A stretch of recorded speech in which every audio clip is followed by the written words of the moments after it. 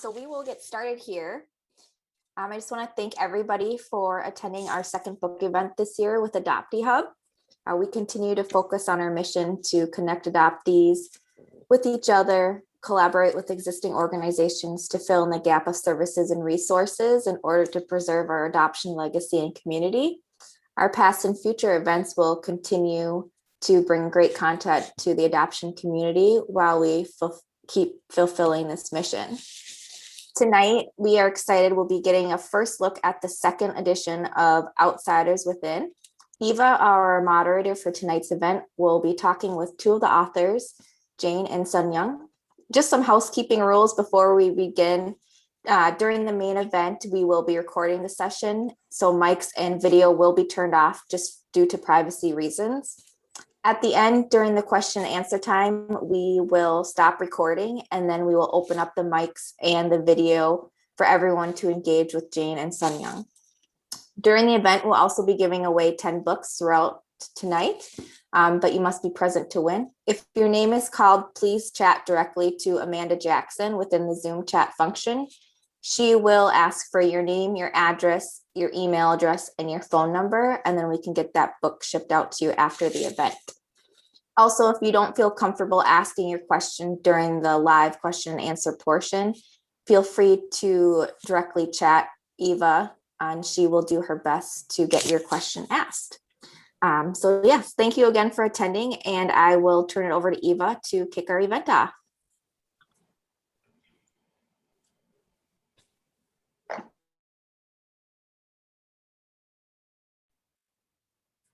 Thank you, Leslie, and thank you, Adoptee Hub, for the invitation to participate in this event. It's an honor to share space with you all. Jane and Sun Young, congratulations to you both, as well as Julia on the second edition of Outsiders Within. I just recently actually got a copy of the showing in reverse here of the second edition, and it's truly a timely gift. So congratulations and thank you. Before we get started, I just wanted to acknowledge that 11 days ago, a mass shooting in Atlanta, Georgia, in the United States occurred targeting Asian people that took the lives of 8 people. Xiao Jie Tan, Dao Yu Feng, Delania Ashley Yuan Gonzalez, and Paul Andre Michaels were killed in the first attack at Young's Asian Spa. Park Soon Jung, Hyung Grant, Kim Hyun Jung, also known as, and Sunja Kim were killed in the second attack at Gold Spa in Atlanta. And Young Hae Yu was killed across the street in the third attack at Aroma Therapy Spa. Also, Alcias Hernandez Ortiz was shot outside of Young's Asian Spa and remains in critical condition. This is happening within the context of increasing, although not new, and more mainstream visibility on anti-Asian violence. Asian Americans and people a part of the Asian diaspora across the globe are traumatized, grieving, and mourning. So I want to acknowledge that there's also continual activation and trauma, as the victims of these shootings have been essentially criminalized and blamed for their own murders, as we've seen in some of the ridiculous and racist media headlines talking about the shooter's sex addiction, and that it was a bad day, other kinds of highly just violent terms. Especially for many transracial adoptees, but not us exclusively, have lost our connections to traditional health and healing practices. And many of us are unable to access even basic mental health and basic healthcare services. Many of us too have experienced isolation in our childhoods and still as young adults and adults. And this is hard as we're acknowledging our own process to grieve and mourn. I hope that our time together tonight also will, just in light of this all, will be one of deep connection. And certainly Outsiders Within the book and the brilliant editors and writers have offered up truly a gift to help see this. I would like to now, it is my honor to introduce tonight's speakers. Sun Shin was born in Seoul, excuse me, in 1974, 21 years after the Korean armistice. According to Holt Agency, she was abandoned at the Shinkyo police station. She was adopted in 1975 by a white American couple. In 1978, she became a naturalized US citizen. Her name and photo were featured in a high school textbook under immigration. She is the author of Skirt of Black, a book of poems, and Cooper's Lesson, an illustrated children's book in Korean and English. Shin has also returned to Korea twice. She lives in Minneapolis, where she teaches literature and writing. Jane Jung Trenka was born in Seoul 19 years after the end of the Korean War in the American military district of Yongsan. She and one older sister were sent via Lutheran Social Service to a childless white couple in Minnesota in 1972. In 1995, Trenka returned to Korea and was reunited with her family. She didn't have to search. Her Korean mother found her. Trenka is the author of Language of Blood, a memoir. She lives in the Korean countryside where she's relearning her mother tongue. I'd like to direct the first question or kick off the event by directing first question to Jane. Would love to hear you talk about how the book was conceived, how you met and were connected with Sun Young and began to move the journey that is this book forward. Thank you, Eva.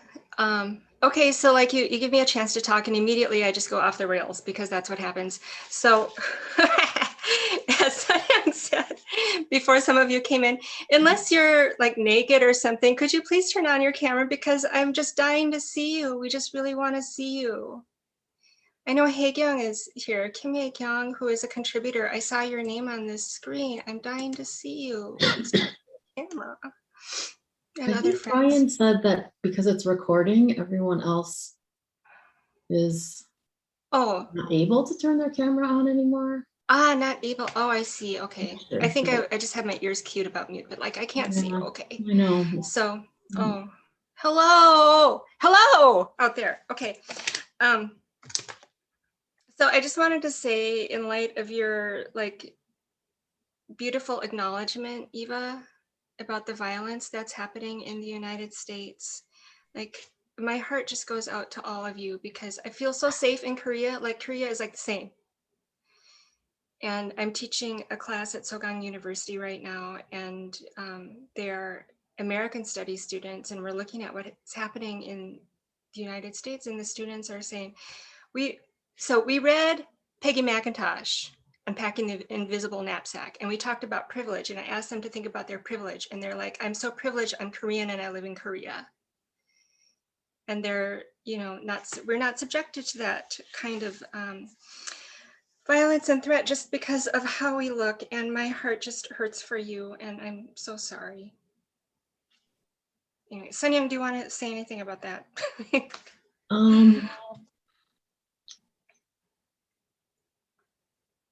Well, I will add, yeah, thank you, Eva, and Adoptee Hub.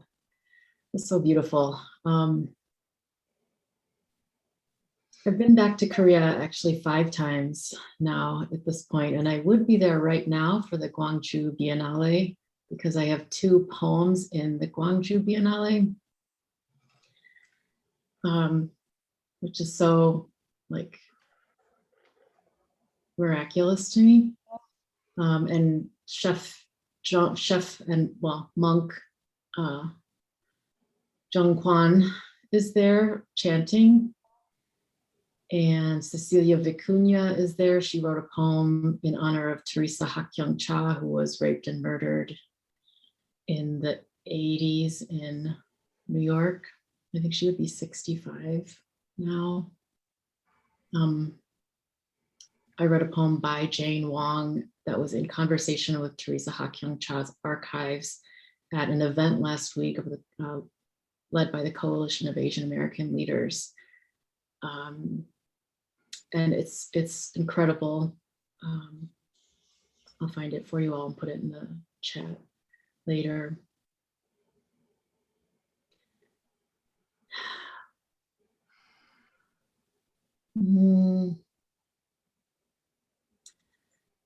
Yeah, being a person of color in America, you know, especially as an adoptee, I think right now really feels like a curse.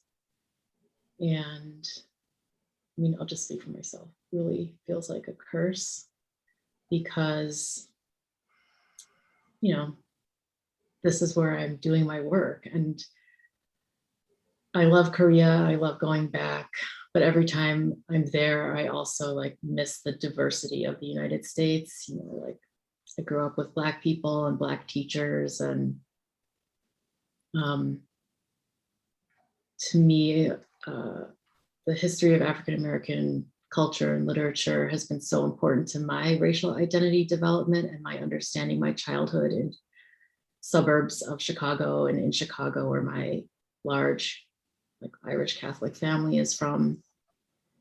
So yeah, also I like look really tired. I'm really tired and really sad, probably like all of us. And I would normally try to have more organized thoughts, but I'm just also really interested in what you're all holding and what you might like to use this time with us for.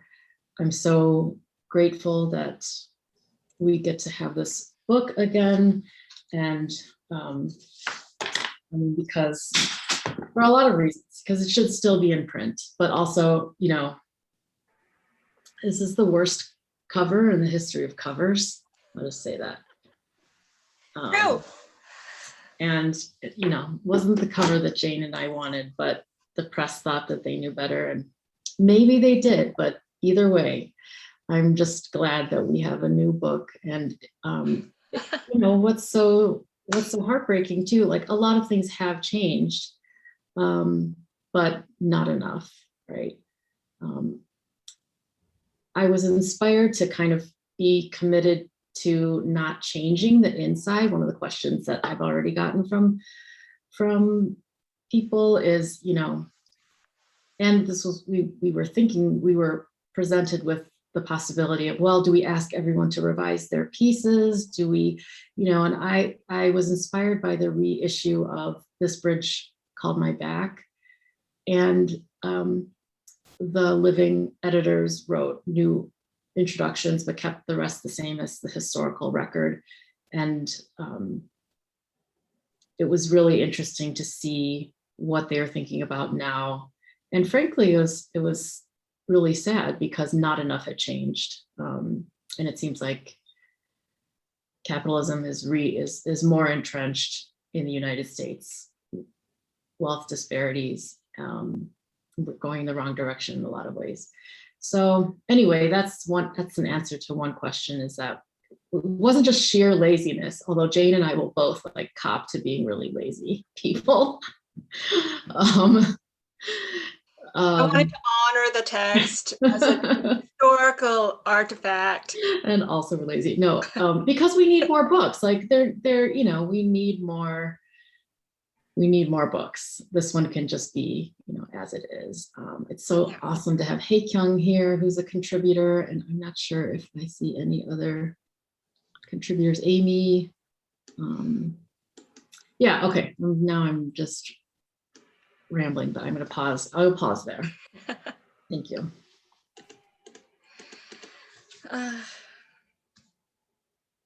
Yeah, I feel, Sun Young, I feel like there should be there should be like some kind of, sorry, me too. I'm like, my brain is everywhere. So I was just going to read, I was just going to read out of the book. By the way, this is an uglier cover. Like I give away all, do you remember this? No, I don't. So I didn't get the new book yet because I'm in Korea. Right. So I got the message that it's in customs right now, and I gave away all of my old books. So I have the Advanced Galley left. It's actually yellow. It looks like it looks like a book that you find in an old person's attic because it's that old now. Yeah, so I was just gonna read, but I'm having emotions right now. So this morning I woke up and I was like, you know what we need is a goot, like the Korean shaman ceremony. Yeah. And I was just wondering, like, what? Man, I always cry in public. Cigarette, please. Maybe I'll just smoke this children's pencil. Like, what kind of goot is appropriate to, like, ease the souls of people who have been killed that violently, I'm like, come on, Koreans, what are you doing? Because like Korean America is different than Korea. And well, I guess part of it is that we're having a pandemic, but Yeah. it would be great to have a goot. Okay. So some of you who've read my first book, Language of Blood, which is all about me, know that I was stalked by a guy and almost killed when I was in the first year. It started during J term at Augsburg right after the first semester of my first year at Augsburg College. I was 18 years old. That's when it started. And in March, I turned 19. And in that summer when I was 19, he was arrested in the woods behind my house, and he had in his rape and murder kit his tripod and his camera that he was going to use to enjoy watching the video of him raping and killing me. And he had a shovel in his trunk because he was planning to bury me somewhere, and he had his gun and all of that.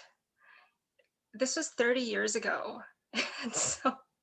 And it's part of the reason why I still live in Korea, because he's in the Moose Lake Correctional Facility right now, and he's always appealing to get out. And recently in Minnesota, there was a kind of movement to call this it is basically a lifetime imprisonment for serial sex offenders, for very violent sex offenders. Very few people have ever gotten out of that program. They want to call it unconstitutional, but anyway, there's always an appeals process, and he's always like somewhere within that appeals process. And this has kind of haunted my life for the past 30 years. I can't live there. So, if you want to move to Korea, there is the F4 visa. Amy was instrumental in building the systems that make my life possible now. We can get dual citizenship. And you know what, Sun Young? It's more diverse than you think. I know. I know. I've been there. But like, if you get into the insurance business and you're talking to every foreigner in Korea, you'll find out like Korea is an amazingly diverse place. Like anytime I'm talking to someone from like South Africa, Pakistan, India, New Zealand, Australia, the United States, Canada, France, Germany, like people are from all over. And I think, like if you're in a certain social circle, you meet the people in that social circle. But if you're in insurance, everybody's got a body, right? Meet everybody.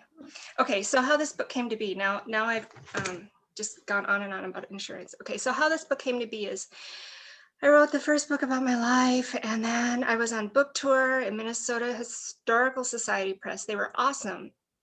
And oh, by the way, tangent, before they published Language of Blood, they had published Peter Razor's book called While the Locust Slept. And that book was about a Native American child who was horribly abused and put into a state orphanage. And this is, part of the ongoing genocide of First Nations people. So that was there. And then they published my book, and I was on book tour, and they sent me to so many places. And I remember, so this was in 2003, almost 20 years ago. I remember looking out into the audience, and I see like a lot of Korean faces and a lot of white people. And I'm like, okay, I know why you're here. But then I see other people who did not fit my description of who I thought would be interested in my book reading. And they would come up to me later at the book table, at the book signing table, and they would tell me their stories. And I was like, oh, so you are also transracially adopted, but you're from Colombia and you're from, like, you're a Native American person or you're a Black person or whatever. And I was just like, holy cow, that just blew my mind. And I felt like, okay, well, I have some publishing privilege now. And at the time, I think publishing was maybe even more white than it is now, almost 20 years ago. So I was like, okay, I kind of want to, since I know how this works now, I would love to put all these people together in a book so we have their stories too. And then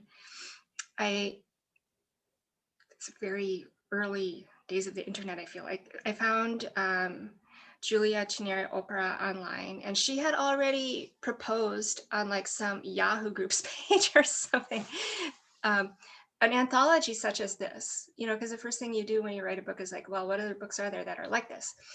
And so I contacted her and I asked her about it, and she's like, yeah, I was trying to put together an anthology, but I couldn't edit it because I had all these Korean submissions, and she didn't know what to do with it. So I was like, let's join forces. And then I was like, I think we need someone else. And I knew Sun Young because Sun Young had bravely moved from Chicago to Minneapolis and had started a writers group. So I remember you had this writers group called Asian Women Unbound. And I knew you from there. And I felt like you were a pretty smart cookie. I was like, need some smart people here. So, and then we had so we put this together, and it was devastating, and it was like the worst 2 years of my life, 1 or 2 years of my life that we worked on this. I mean, just like I was like depressed all the time. And then we had this amazing book opening, or book launch, and Sandy Whitehawk came in, and she brought her jingle dancers, and you know, there was some stuff that was very interesting. There was interesting texture at that event. And she did this wiping of tears ceremony, and it was so powerful. Like everybody like stood in a circle, and the jingle dancers came around, and like you get little berries and like stuff to eat, and then they take these bird wings and they do this on you with the bird wings. It was like amazing. It's so beautiful. And I was like, Sandy, can you do this? Can you come to Korea and do this? And she was like, Jane, you have to ask your own people to do this. So that was 20 years ago, and I'm still waiting for our own people to accept us, like Native American people accept their children. And she talks about this in her piece, that there's no word in Native American languages for adopted out. There's only put aside. So yeah, so I was gonna read from her piece and also Tobias's piece. But Sun Young, did you want to say anything right now?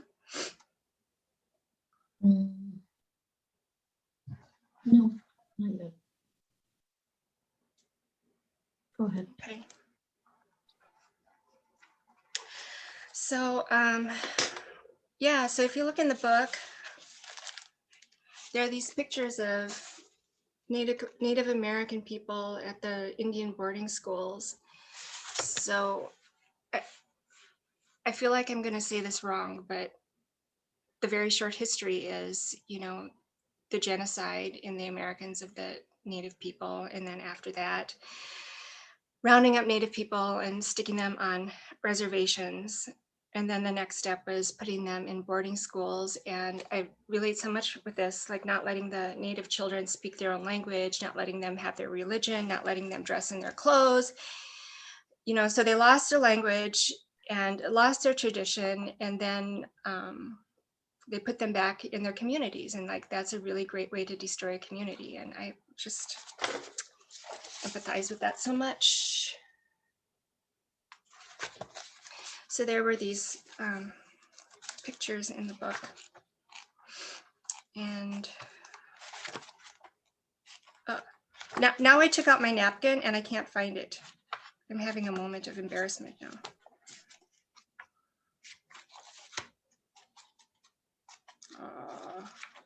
Here it is. Okay. So Sandy Whitehawk's piece is generation after generation. And she talks about how she was adopted, and she says that 9 out of the, I think 9 children that her mother bore, all of them but 2 were taken away from it for adoption. And you can find some really good videos of Sandy online. So she talks about creating the First Nations Orphan Association. And I feel like Sandy Whitehawk is doing for Native people the same kind of work that Amy Napsker did for Koreans. And okay, so I'm just gonna read it.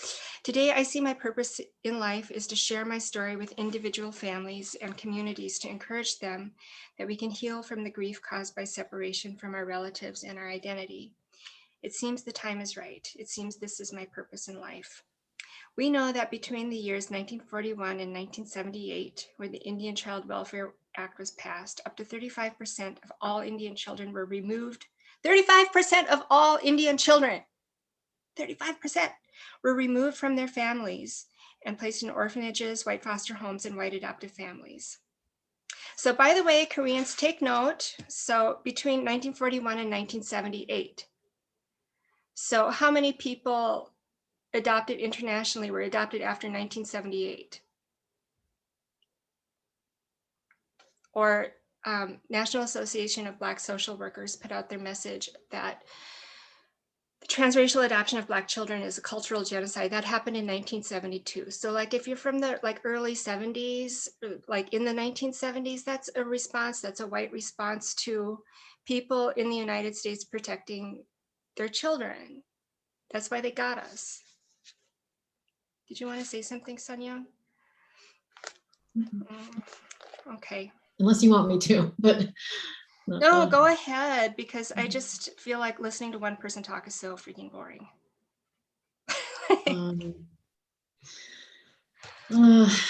It's just a lot of memories. I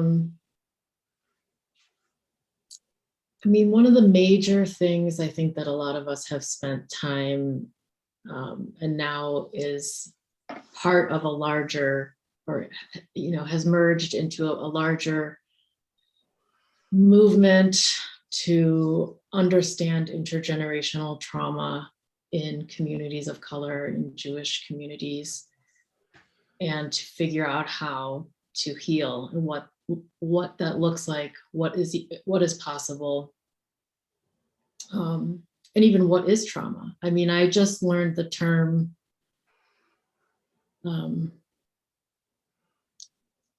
chronic traumatic stress disorder, CTSD, sort of post-traumatic, a few months ago, and I was like, oh, that's what I have. It's not an event that happens and then it's over. It is your entire life, and it's your children's lives, and use your grandchildren's lives. It is not a singular event. It is genealogical disruption that is permanent unless you are in reunion, and I'm not. I just recently found out, my family, we found out because my kid's father, who's also adopted, but domestically within family, if you're someone who dates and has relationships and you keep finding people who are adopted or were in foster care, but you didn't know that, we're part of the same club. So that's for another Zoom. But my kid's dad, he just found out through DNA, through 23andMe or something, or Ancestry, that his father is from Pueblo, Mexico. And just thinking a lot about, our children's existential dilemmas and grief and displacement, especially as intercountry children of adoptees. I've had now other children come up to me at talks or literary events oh, my mother is a Korean adoptee, and then start bawling because their lives have been really, their mother's life has been really difficult. Their life is they're 20 or whatever now. Like there's just there's so much suffering. And my cousin, I grew up with a cousin who was adopted from Korea. She's about 5 years younger than me, 6 years younger than me. Anyway, she has Crohn's disease, and she and her husband, they live in Chicago, and she and her husband, because of her Crohn's disease, they wanted children and ended up adopting. They adopted a 2-year-old from Korea. Like even in my own extended family, I could not stop the cycle from continuing. Well, we're not close, like, because she's very assimilated, and there's other factors. I like her totally just fine, but I just never see her. And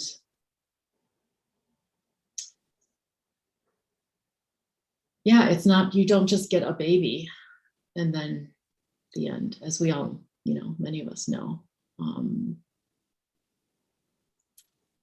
Yeah, I'll pause there.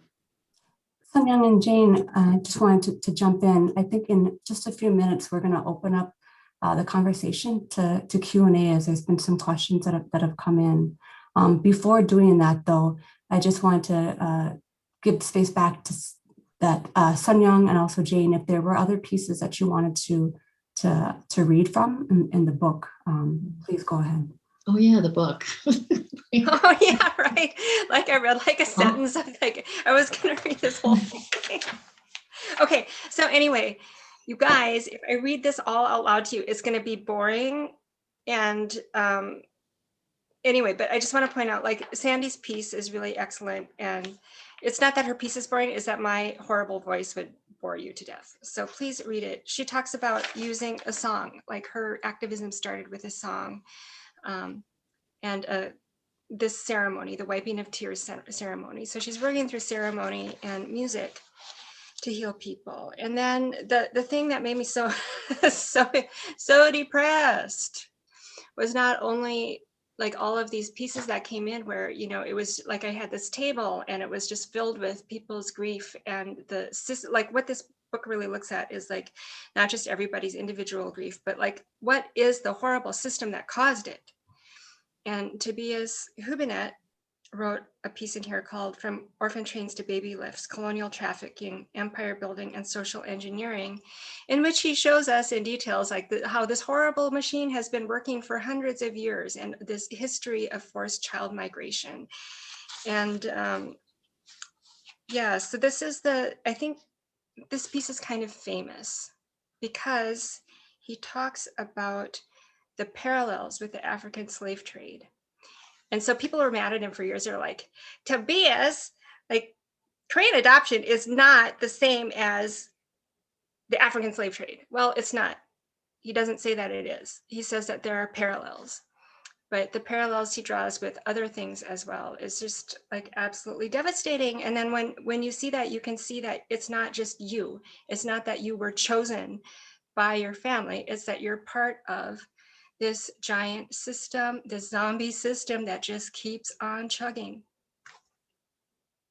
That's all I had to say.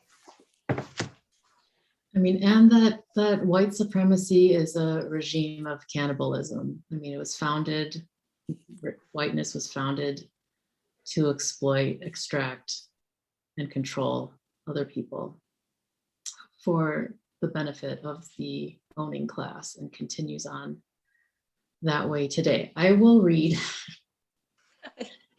You're a party girl. So many things. Jane, I wanted to jump in and kind of piggyback off of what you had just said, because I had read something in your book. Someone had stated, where is home? I think it's something that struck to me that, life didn't start when I was adopted. It started when, we were born, and then we were abandoned. And I think that just kind of, if you could talk more about that. And I also read something that someone had put that you're all these types of identities, that you can't simply just leave one behind or kind of disassimilate with one. And I guess if you could talk about how you both have dealt with boldly loving all of your identities and not conforming to the pressure of society.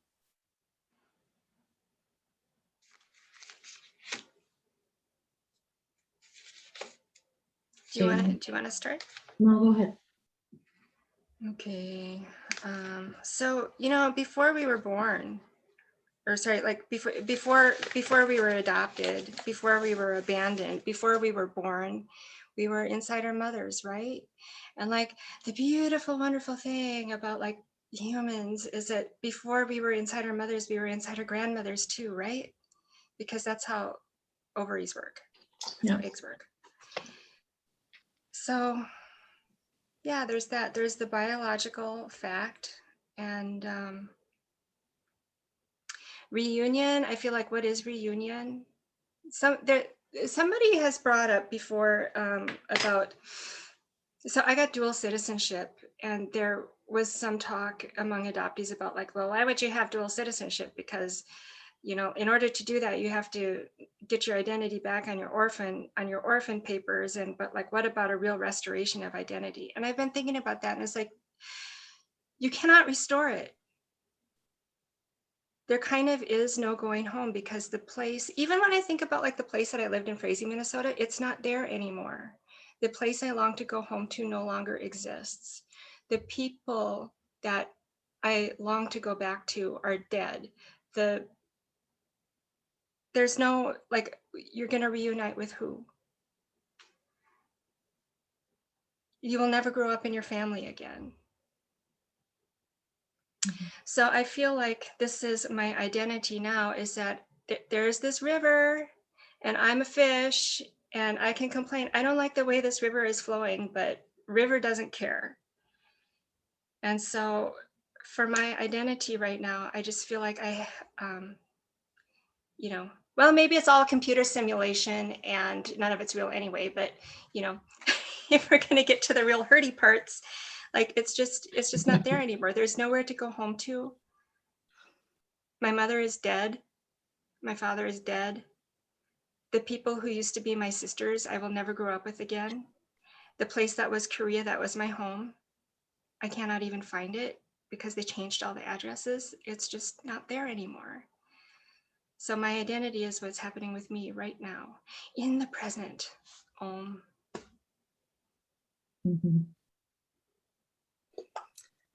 Yeah, thank you.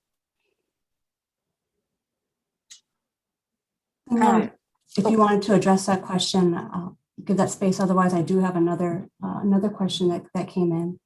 Yeah, go for it. Go for it. And we can, this is a flowing conversation, so we can certainly move around, come and go.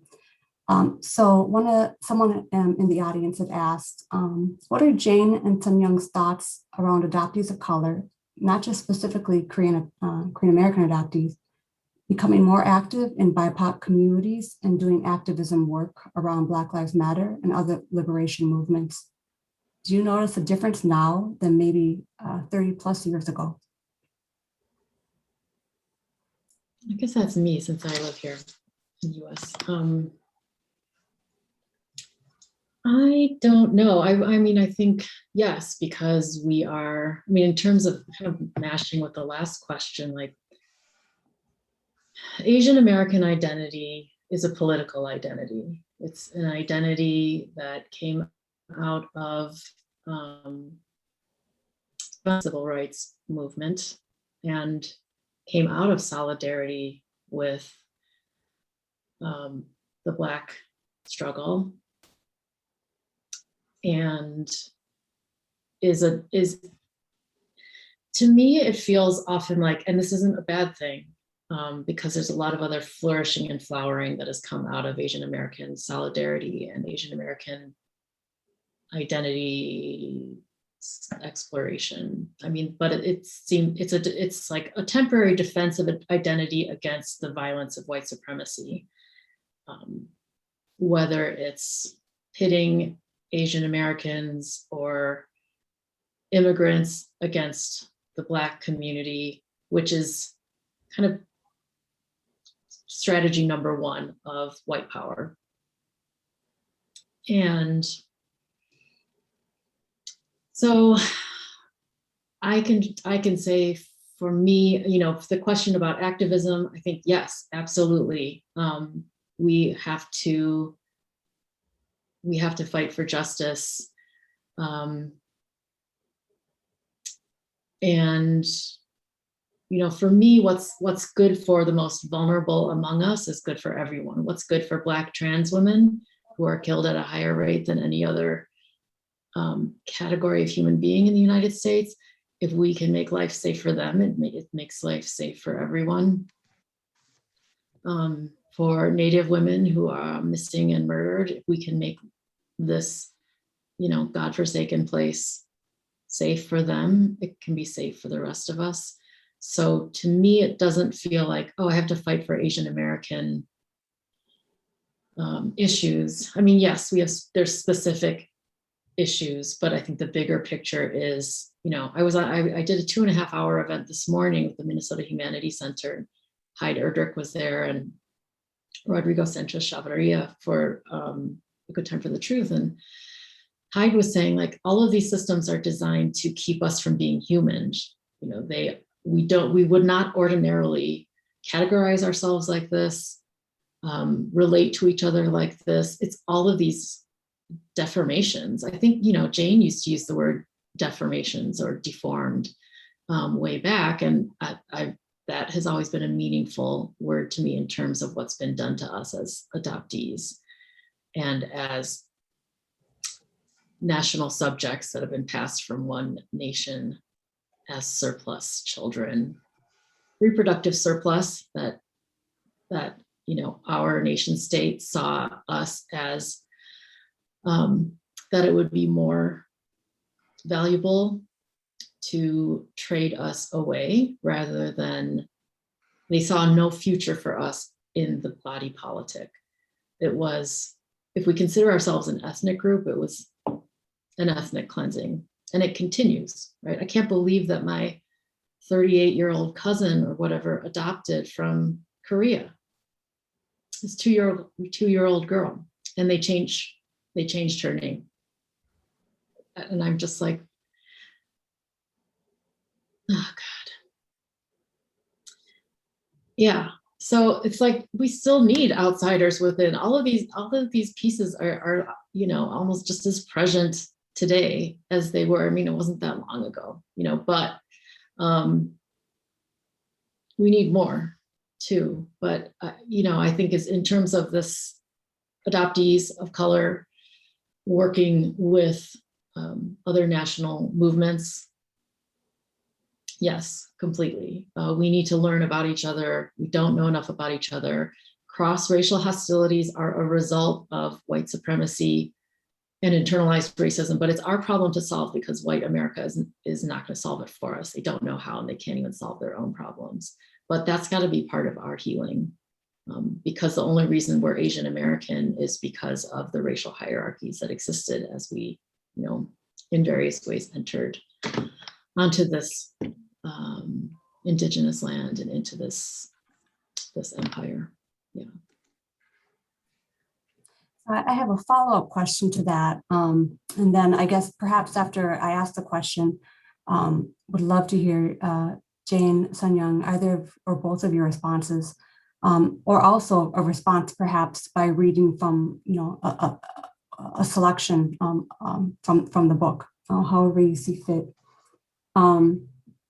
One of the things that really stood out in the introduction, so powerfully wrote, you stated, as transracial adoptees, we share experiences of border crossing, family disruption and reinvention, racism and survival with non-adopted people of color. We do not have to separate ourselves along the heavily policed borders of ethnicity, nor do we need to adapt to theories of identity advanced by non-adoptees.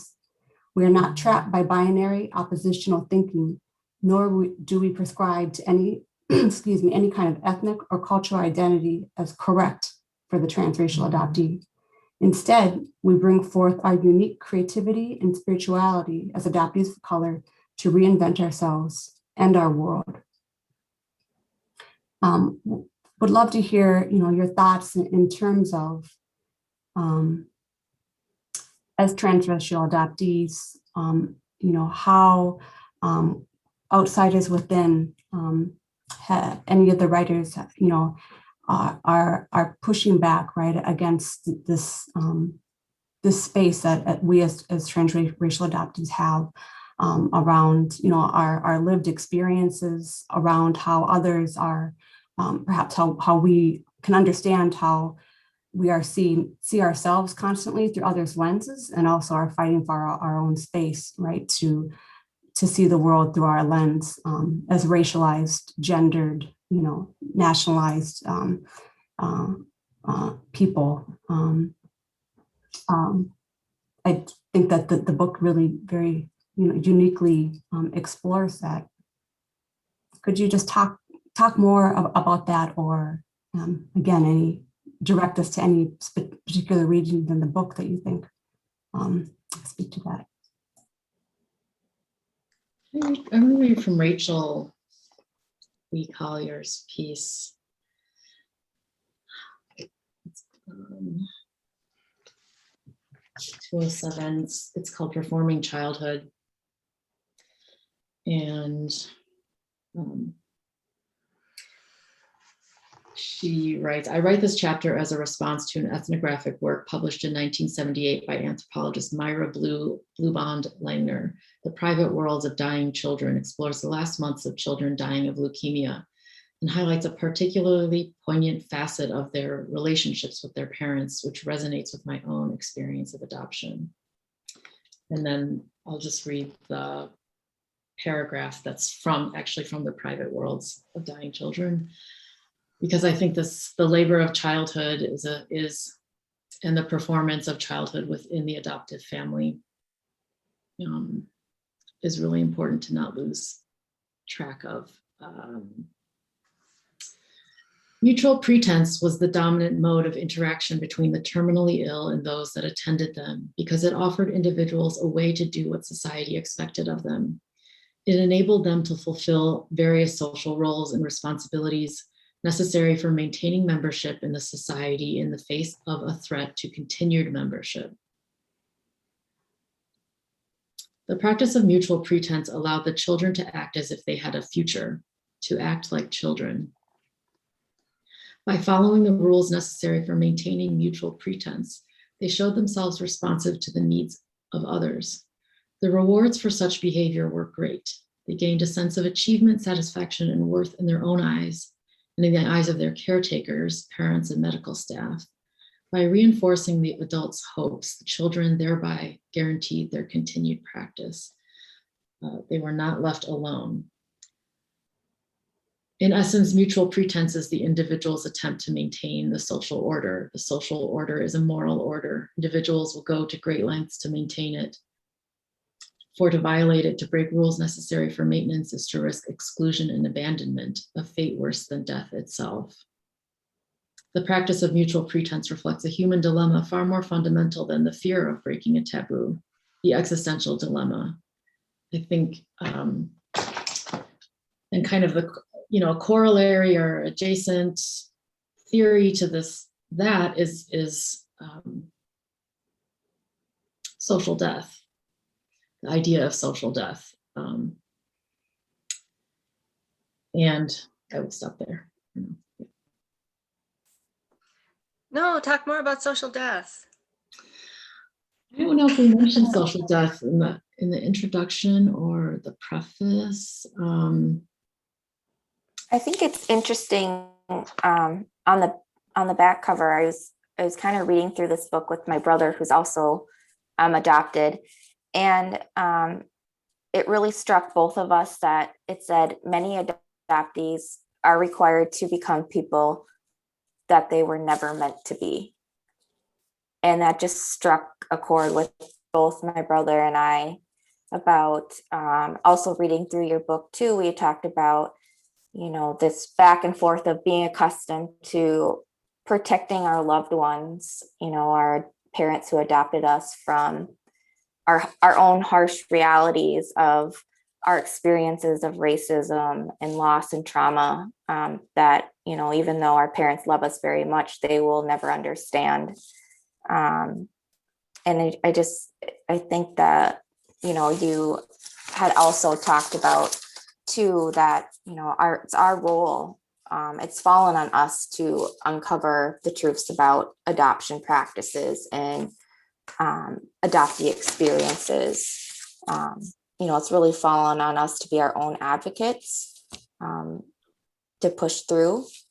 And I had read, I can't remember who wrote about this, but it definitely opened my eyes to about, obviously every story is different. And I think the more we hear about everybody's stories, like this book, not letting the experts who are not experts, pick those, I think they call them the token Asians, to frame and blanket what everyone thinks all adoption is when it really isn't. If you could just kind of speak some more on that too. I feel like this book really brought together some stories that need to be heard. Yeah, well, those tokens are on the payroll, right? For the adoption agency, they get paid to talk about adoption in the terms that it should be. So it should be. So Kim Park Nelson always said, yeah, adoption should be what we think it is, but it's not. That's all I had to say. Mhm. Can you repeat the question, please?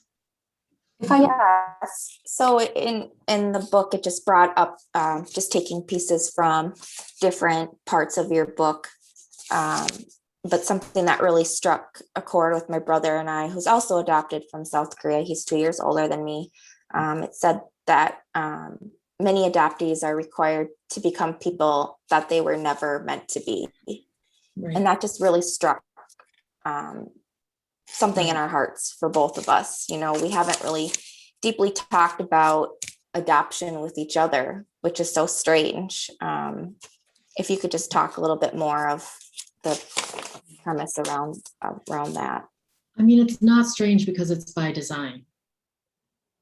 We were given language around kinship and family and who we were, and then you had to perform that.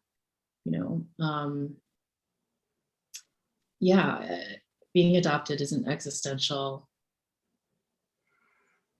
abyss, honestly. I mean, for me, it's an unrecoverable loss, as Jane said. The time only moves one way in the somatic world. I mean, I think that our ultimate solutions to healing are going to be spiritual, because there's too many things. I mean, things aren't going to be mended. I mean, they're political and social, psychological. There's a lot we need to do, but I think ultimately at the sort of deepest level, the sustenance of recovering of vitality and of some sense of integrity, internal integrity, of internal wholeness, is a spiritual practice. It's never done. I wanted to say that I've been talking about this lately in different kind of race talks. I've just this week, it came to me like, Minnesota is an emotional cemetery. Like, it is the place where feelings go to die, or get locked in. Wait, why am I laughing? Because it's funny. Like, I was laughing. Oh, thanks. Thank you. And I'm like, pet cemetery, but having not grown up here, I continue to find the emotional tenor and practices of this place horrifying. And because of the work that I do with arts institutions and higher ed and K-12 and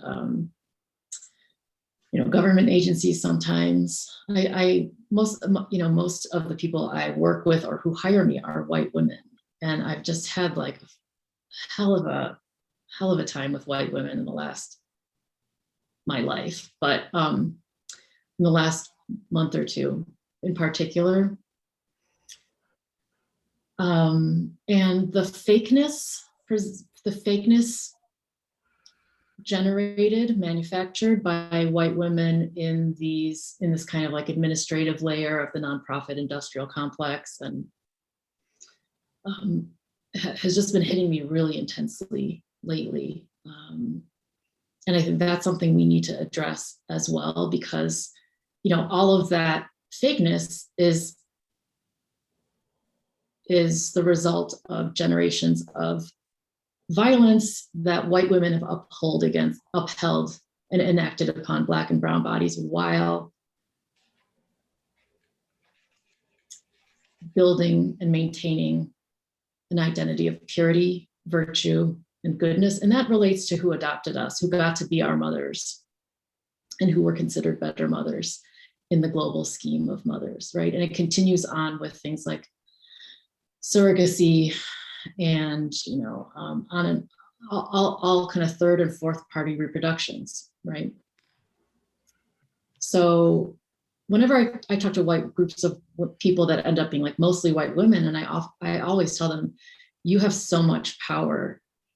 You may not feel powerful because of patriarchy, but you hold so much power because of your proximity to our bodies, and the violence collectively that you do, and the emotional abuse that you visit upon us every day it's catastrophic. Asian American women and Native American women have the highest rate of suicide attempts in the United States. And it's like, we're doing their work for them. We're utterly disposable by design.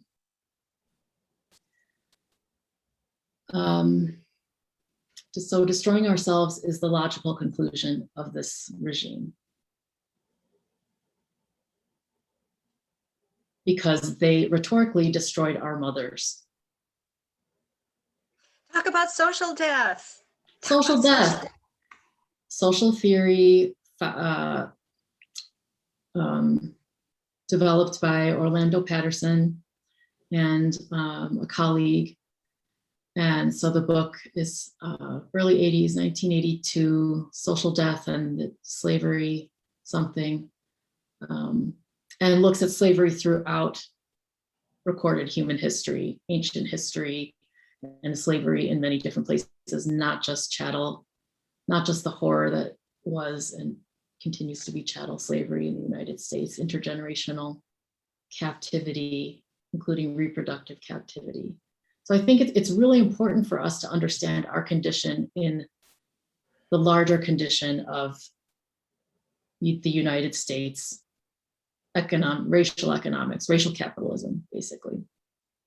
And do you think because, we're primarily being adopted into middle upper class, families who parents are white, do you think that's why we just kind of grow up being accustomed to trying to protect our own identity and not really expressing like our harsh internal realities of trauma? And, when you were talking about that, not growing up in Minnesota, there's this thing that, and you've probably heard it, but like Minnesota nice, Mm-hmm. It's kind of that fake niceness that people, joke about in Minnesota, but I also think it's a real thing too. And somebody in the book had talked also about, what was it? Specifically talking about race matching policies. Mm-hmm. Do you think they're hurtful, or do you think they're important? Do you think there needs to be more laws around that? Or I guess, what are your thoughts on that? Yeah, that's a good question. I do want to say first, like Jane and I grew up in working class families. And I grew up in an Irish American family where people just said what they thought loudly. And that's probably the reason why I'm so obnoxious today. But my family, especially my mother, was very clear with me that I was ethnically Korean. My nationality had been Korean, and now my nationality was American, but I was still Korean. I don't know how she kind of got that. I mean, it's, and I feel like my Minnesota, also, like, working class people have a different calculus around emotions than middle class white families do, where you are supposed to pretend like everything is great. And in Minnesota, you don't let anyone into your house because you don't want them to see that anything might be imperfect. So in our generation, the 70s, we were adopted into working class families more so than, because now it's like $30,000 to adopt from Korea, but it wasn't at the time we were adopted. We were relatively less expensive. So as far as race matching policies is such a big topic, that, I wish Jae-Ron Kim were here. She's an expert at that. Dr. Kim, check out her work, follow her work, check out her blog, Harlow's Monkey. This is her field. This is her field of scholarship, and she's incredible. But I'll just say that, like, that's kind of the end. That's sort of like the end of the factory. And at the end of the factory, it's sort of like, well, should I use plastic tape or biodegradable tape? It's like, no. We have to go all the way back to the origins of reproductive justice, human rights, women's rights, gestating persons' rights. So I will leave that discussion of race matching to experts. But the reason we need race matching is because white people are so violent and racist to their transracial adoptees and to people of color. Like, it wouldn't be so traumatic if it wasn't so racist. So, like, why not just also stop being so racist? And some of it's cultural fluency and not just racism. But we live in such a segregated society by design that that's what we end up with. Thank you. I just wanted to check in on time here. So our event goes until 9:30 Central Standard Time. Gotten a couple of requests as some folks in the audience would love to hear some more reading from the book. Certainly Sun-Young and Jane too, as you see fit.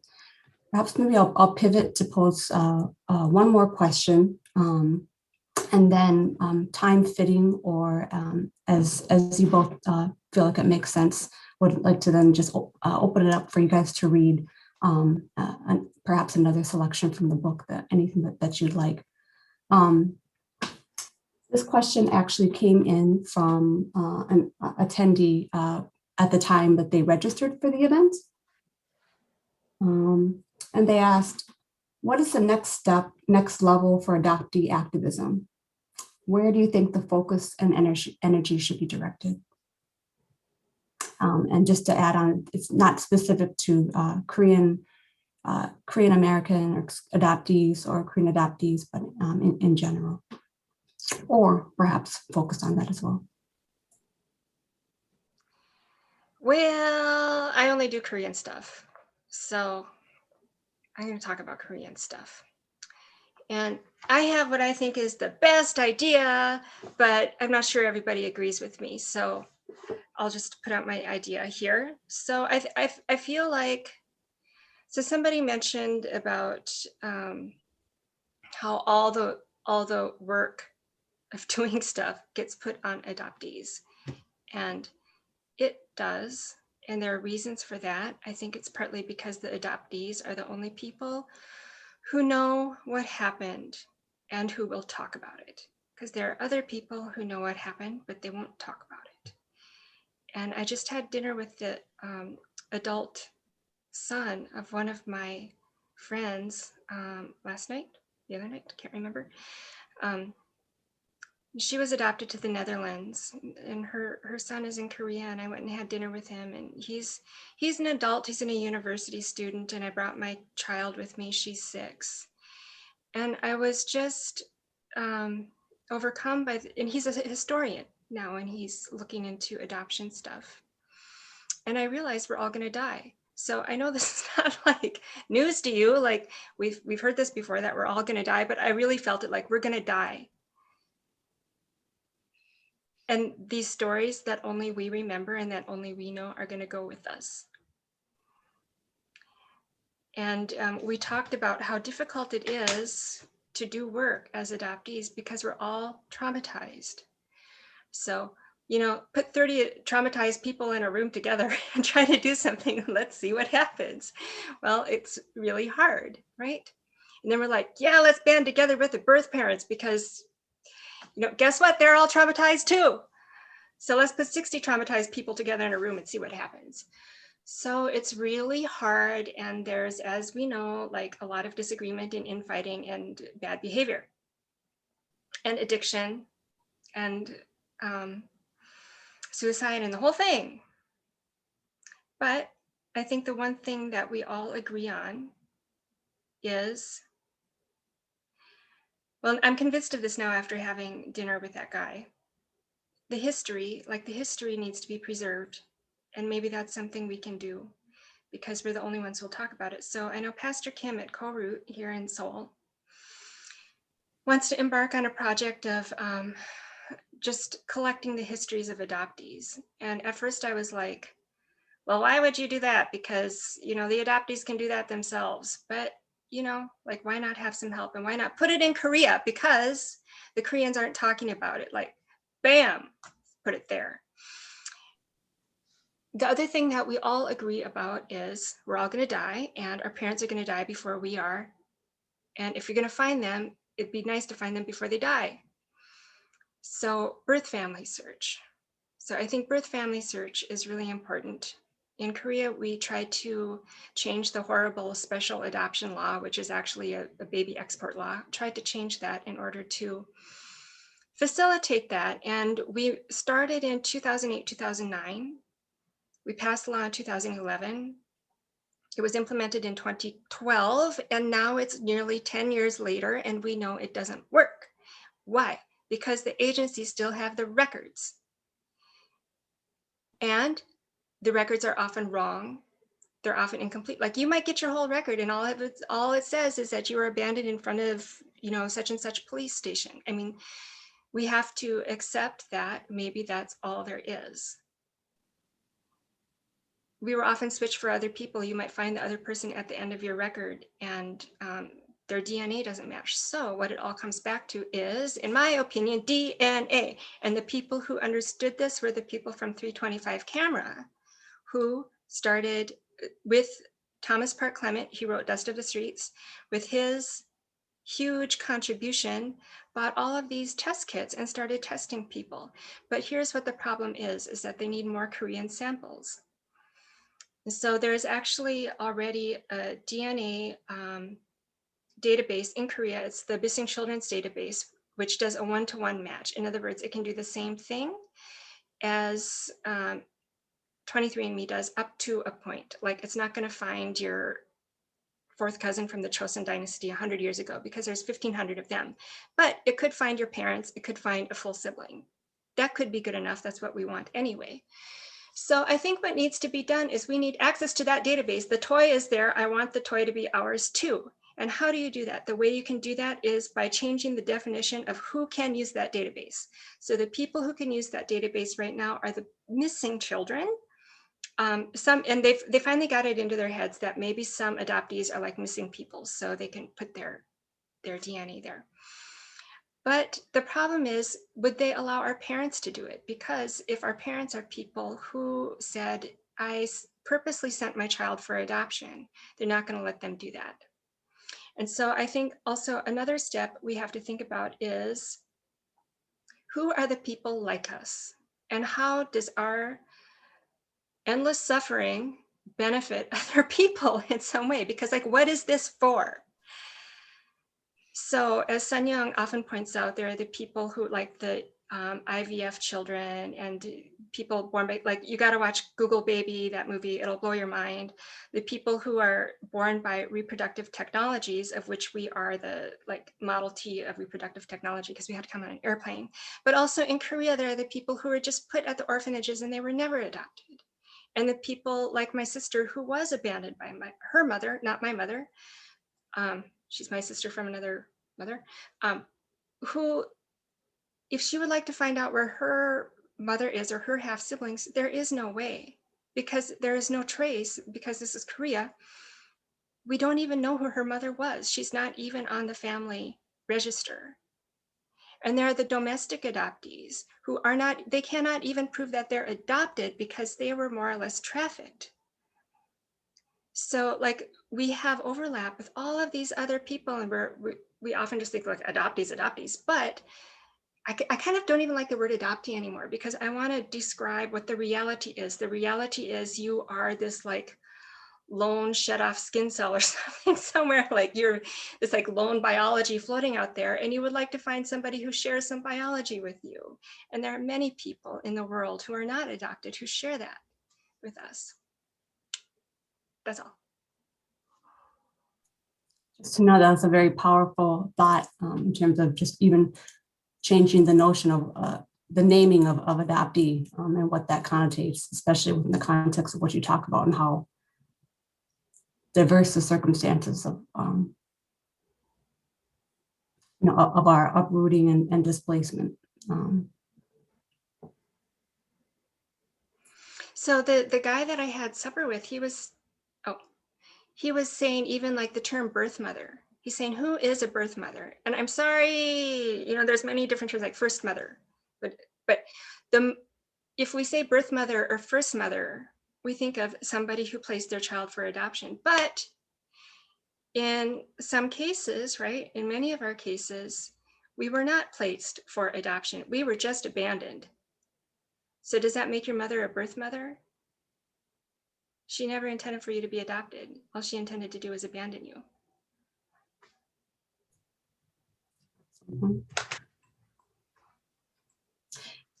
In just about 2 minutes here, we are going to bring our conversation to the portion to a close. I'd like to offer both of you up space just for perhaps any brief final words before we move on to the next part of our event. I'm sorry that you guys are probably like, stop ranting, can you just read from the book? Right, sorry. We tried.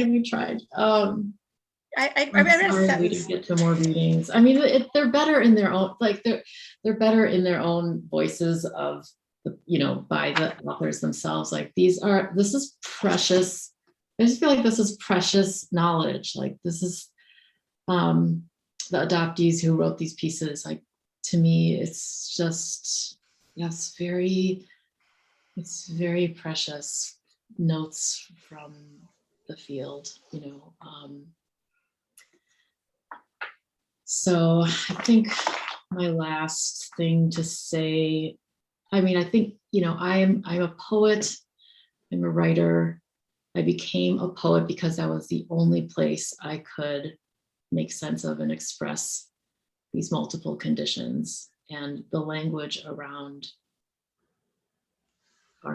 our conditions.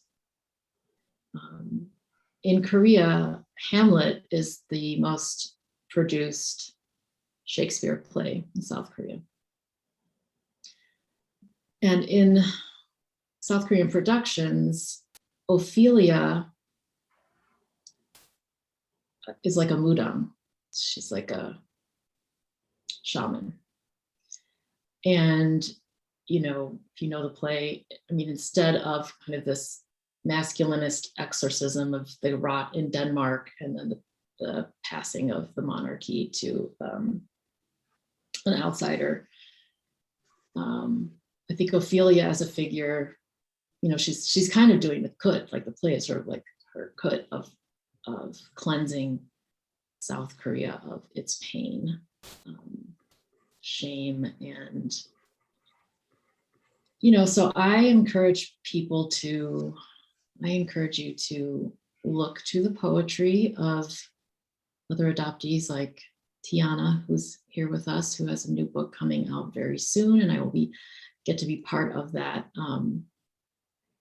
reading. The book is called Cleave, and look for spiritual practices. We're not in our lifetimes going to solve these problems per se of the problem of misogyny, of number one, of just not respecting a woman, a gestating person, and their boundaries. We're working on it, but we're going to die. I'm going to die before I see that. So at the same time, like if you think about a spirit, and if you think it's eternal, it's not bound by time, it gives us a little more space. Okay. Yeah. Indeed. Jane, any brief last closing comments? No, that was really good. I'm entranced by you, Sun Young. As am I. Thank you Join the both. cult.